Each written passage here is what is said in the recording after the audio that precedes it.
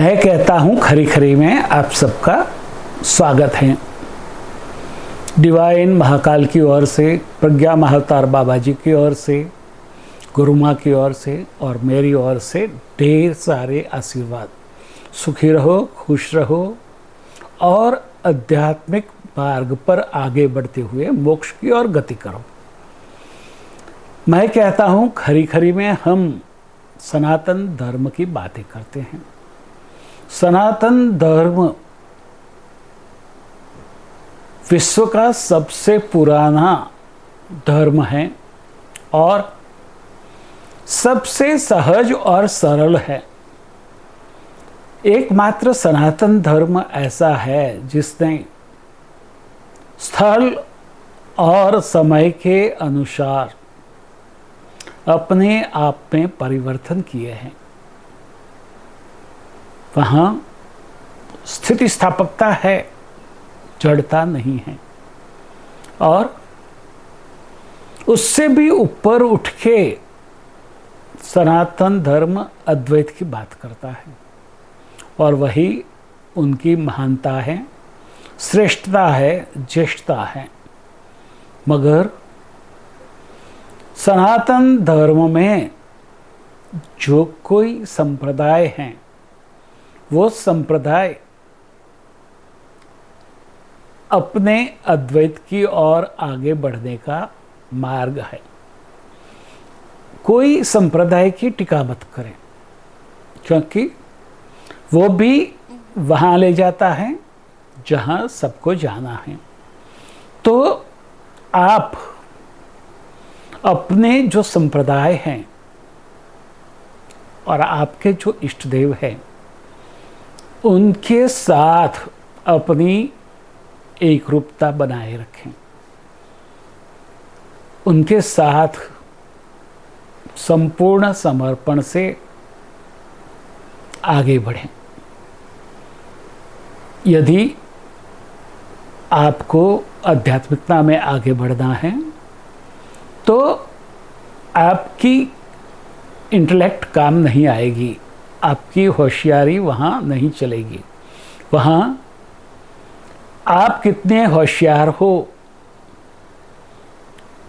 वो नहीं देखा जाता। वहाँ सिर्फ एक ही बात देखी जाती है कि आप कितने अपने इष्ट के प्रति, अपने सिद्धगुरु के प्रति, अपने सद्गुरु के प्रति समर्पित हो। वहाँ समर्पण भाव है। वहाँ और कोई आपकी बुद्धि नहीं लगानी है, होशियारी नहीं दिखानी है। सिर्फ अपने आप को अपने इष्ट देव और अपने सिद्धगुरु और सद्गुरु को समर्पित कर दो। सबसे बड़ा महत्व समर्पण का है, क्रिया कांड का नहीं है, कर्म कांड का नहीं है, क्रियाकलाप में उलझना भी नहीं है। और जैसे जैसे आप आगे बढ़ते जाएंगे, आप में सिद्धियां आती रहेगी। समर्पण भाव से सब कुछ मुमकिन है। कई लोग श्रद्धा और अंधश्रद्धा की बातें करके उलझते हैं, अपना इंटेलेक्ट लगा के, होशियारी बता के, शब्दों की मायाजाल बना के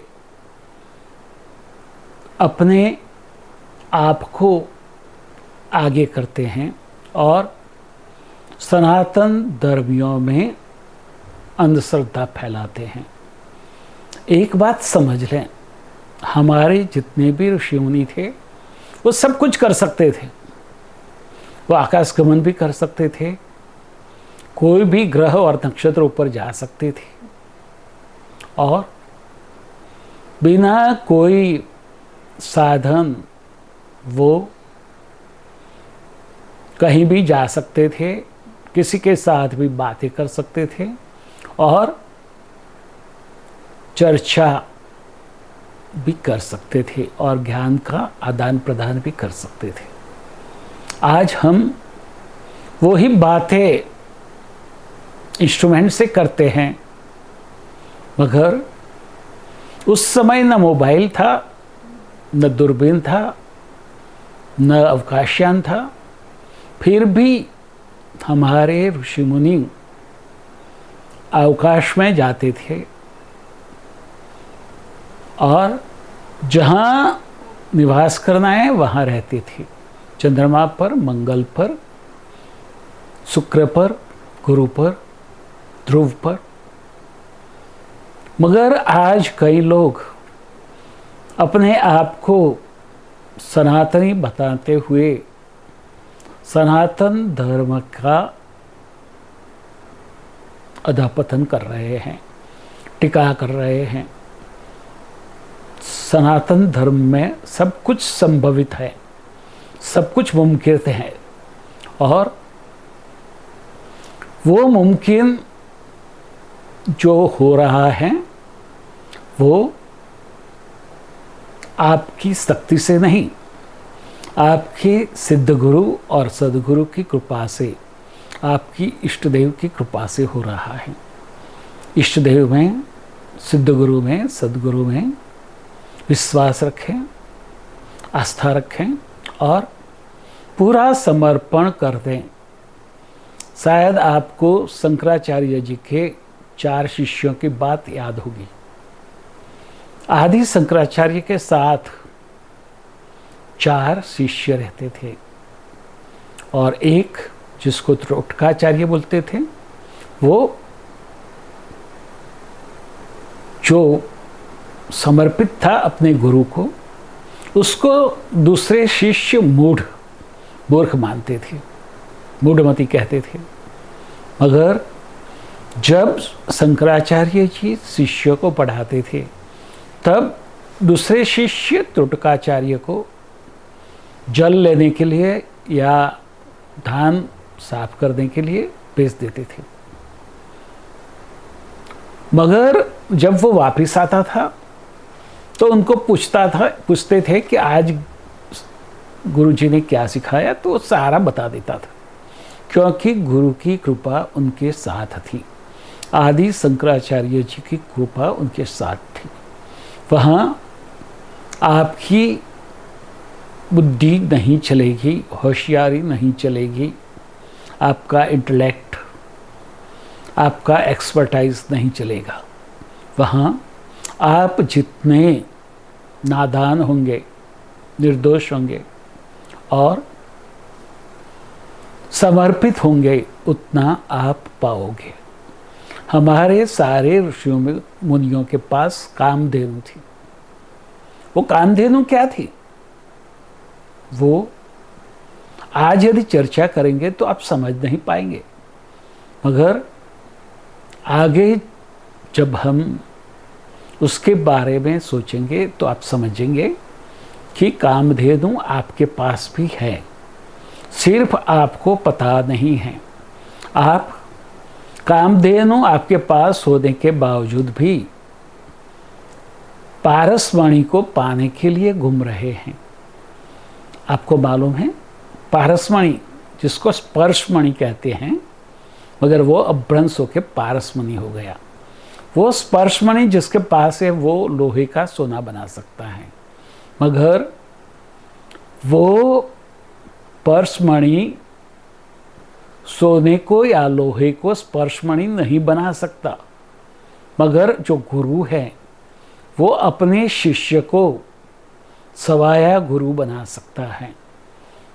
तो समझो, पारसमणि से भी ज़्यादा महत्व सदगुरु का और सिद्ध गुरु का है। उसको समझो, जीवन में उतारो। क्या? गुरु की बातें। जीवन जीना है, जीवन को जीतने का प्रयत्न मत करें।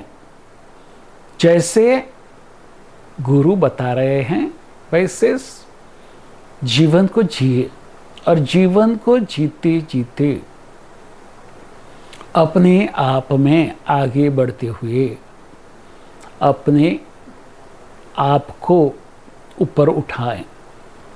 कैसे उठेंगे? आपको तो सिर्फ अपना कर्तव्य पालन करना है और गुरु की जो वचन है उसी के हिसाब से काम करना है, बस। बाकी सब गुरु के ऊपर छोड़ दो। आप जरूर से सब कुछ पाएंगे, मगर सब कुछ पाने के बाद ही आपको ये याद रखना है कि संकल्प करो और आगे बढ़ो, विकल्प नहीं करना है।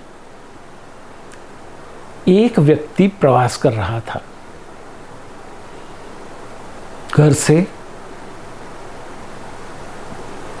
वो थेपला, अचार, चटनी सब लेके निकला था।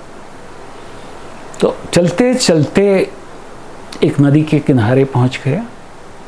वहाँ एक बड़ा वटवृक्ष था, उसके नीचे जाके बैठा, नदी से जाके जल पिया और उसने अपना जो साथ में भोजन था वो निकाला और खाया। भोजन खाते खाते ठंडी हवा चल रही थी, आंखों में नींद आ रही थी। तो उसने सोचा कि बहुत अच्छा सब पलंग हो तो कितना मज़ा आ जाए सोने का। और ये सोचते ही बहुत मुलायम गद्दी के साथ पलंग आ गया। उसने तो आश्चर्य व्यक्त किया, उसके ऊपर बैठा, सोया और सोचते सोचते विचार करने लगा, सोचने लगा कि यदि ये तो जंगल है, मैं सो जाऊंगा तो बाघ आएगा, कहीं शेर आएगा तो मुझे खा जाएगा। और थोड़ी देर में शेर आया और उसको खा गया। तो जो भी कल्पवृक्ष कामधेनु आपके पास हैं, उसको विवेक से आपको संभालना है। यदि वो विवेक आप में नहीं है तो ये प्रवासी जैसे आगे बढ़ रहा था और शेर उनको खा गए, ऐसा आपका भी होगा। कहीं उलझे मत। आज हर जगह देखो तो मैं सनातनियों को ढूंढ रहा हूँ, मगर मुझे कहीं सनातनी नहीं मिल रहा। कोई कहता है मैं ब्राह्मण हूँ, कोई कहता है मैं क्षत्रिय हूँ, कोई कहता है मैं दर्जी हूँ, कोई कहता है मैं लोहार हूँ, कोई कहता है मैं गुजराती हूँ, कोई कहता है मैं पंजाबी हूँ, मगर वहाँ कोई सनातनी नहीं है। तो हमें सनातनियों को एक करना है, मगर सनातनी कोई हो तो न। अपने आप को सोचो कि आप सही में सनातनी हो, और सनातनी हो तो सनातन धर्म के लिए क्या कर सकते हो, करने लग जाओ, क्योंकि एक परिवर्तन का काल है।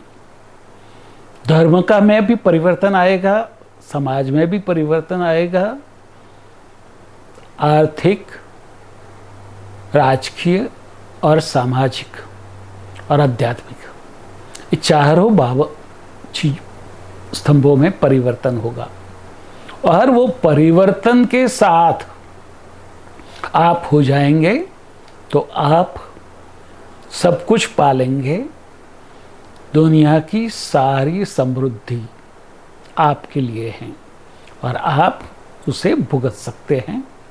सिर्फ अपने आप को उसके लायक बनाना है। अपने आप को माँ वसुंधरा की दिव्य समृद्धि के लिए लायक बनाओ, सनातनी बनो और सनातन धर्म को अपने जीवन में उतारते हुए अपने मोक्ष के मार्ग पर आगे बढ़ो। तथास्तु।